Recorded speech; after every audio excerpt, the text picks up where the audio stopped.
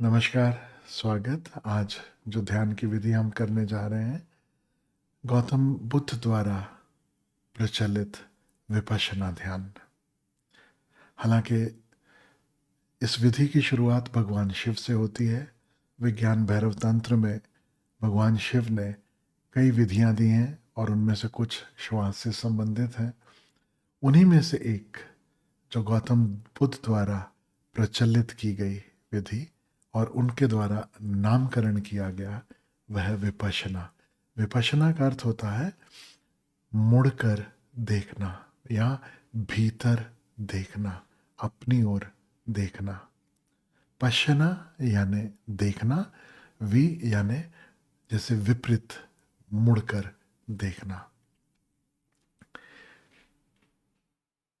ओशो द्वारा जब ये ध्यान की विधि हम सबको करवाई गई, जब करवाई जाती है, ओशो ने जो निर्देश दिए इस ध्यान विधि के संबंध में, वो मैं आपसे कहता हूँ। 1 घंटे का यह ध्यान प्रयोग है। सूर्य उदय से लेकर सूर्यास्त तक कभी भी हो सकता है। 2 भागों में इस ध्यान विधि को बांटा गया है। पहला है 45 मिनट, आंख बंद कर रीढ़ सीधी और अपने भीतर आती जाती श्वास को देखना। क्योंकि जब हम मुड़कर देखते हैं, जब हम लौट कर देखते हैं, अपनी ओर देखना शुरू करते हैं, सबसे पहले जो घटना घटती है वह है हमारी आती जाती श्वास, उस पर ध्यान जाता है। और ओशो कहते हैं सरल है, अगर नाभि केंद्र के पास पेट के फूलने और पिचकने पर ध्यान हो। श्वास भीतर गई, पेट फूला, श्वास बाहर गई, पेट पिचका। This expansion and contraction of the stomach just above the navel center, वहां पर अपना ध्यान ले जाना है। और यह ध्यान भटकेगा, बीच बीच में कई जगह जाएगा, लेकिन ख्याल रखना है कि विपश्यना का अर्थ है देखना। तो देखने का अर्थ नहीं है लड़ना, देखने का अर्थ नहीं है झगड़े झंझट में पड़ना, देखने का यह अर्थ भी नहीं कि बस यही देखना और वह नहीं देखना। तो मन अगर कहीं और जाता है, कहीं ध्यान और भटकता है, तो उसे भी देखना। देखना कुंजी है, होशपूर्ण होना कुंजी है। Awareness is the key. Let us all remember that. तो फिर से कहूं, रीढ़ सीधी, शरीर बिल्कुल विश्राम की अवस्था में, बस जैसे कपड़ा तार पे सूख रहा है, ऐसे ये शरीर हमारी रीढ़ पर जैसे टंगा हुआ, इतना विश्राम पूर्वक। और आती जाती श्वास के प्रति होश। बीच में ध्यान भटके, इट इज ओके।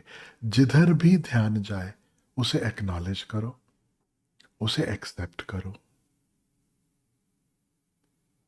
और धीरे से अपने ध्यान को वापस अपनी आती जाती श्वास पर ले आना है। 45 मिनट का यह प्रयोग रहेगा, पहला चरण। और फिर अगला चरण 15 मिनट, जिसे हम चक्रमण ध्यान भी कह सकते हैं, वह है धीरे से अपने स्थान पर खड़े हो जाना है और बहुत धीमे धीमे एक एक कदम होश पूर्वक चलना है। ओशो के सुझाव है कि नॉर्मल जो गति है चलने की, उससे कम से कम आधी गति हो जाए। उससे और भी कम होती है तो इट इज ओके। और होश किसका, ध्यान किसका? जैसे बैठे हुए 45 मिनट के चरण में, पहले चरण में हम ध्यान दे रहे थे नाभि का उठना और गिरना, पेट का फूलना और पिचकना श्वास के साथ। चलते हुए हमें ध्यान देना है हमारे पैरों का स्पर्श, जो पृथ्वी पर हो रहा है, जो भूमि पर हो रहा है, एक एक कदम, और भूमि का जो स्पर्श, उसका एहसास। फिर एक कदम उठा, आगे रखा, जैसे ही जमीन पे रखा उस जमीन का स्पर्श, उसके प्रति होश। होश पूर्वक एक एक कदम जमीन पर चलना। और जो मित्र चलने में उत्सुक नहीं है, जो यह 15 मिनट का स्टेप अलग से नहीं करना चाहते, जिन्हें मन है 1 घंटा पूरा बैठे रहने का ध्यान में, वे बैठे भी रह सकते हैं। 1 घंटे का यह प्रयोग रहेगा और महत्वपूर्ण इतना है कि पूरा समय होश बना रहे, आती जाती श्वास का होश।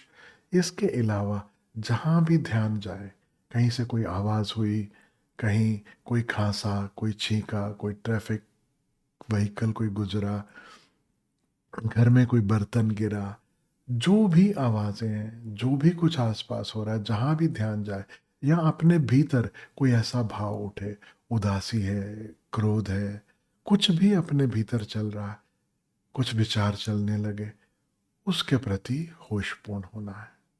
ओशो कहते हैं किसके प्रति हम होशपूर्ण हैं यह महत्वपूर्ण नहीं है, असली बात है कि हम होशपूर्ण हो।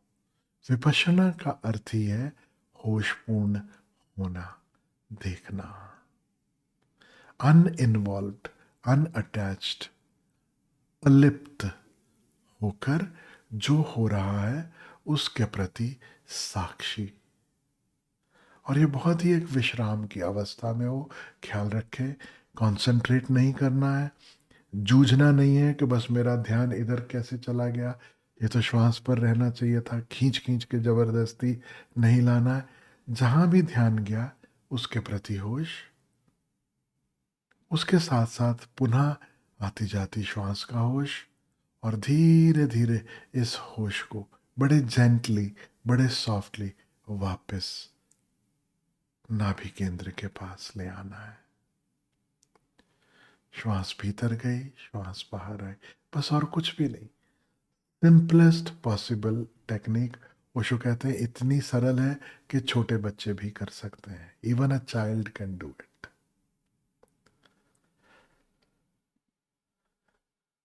आपका ध्यान शुभ हो, मंगलमय हो।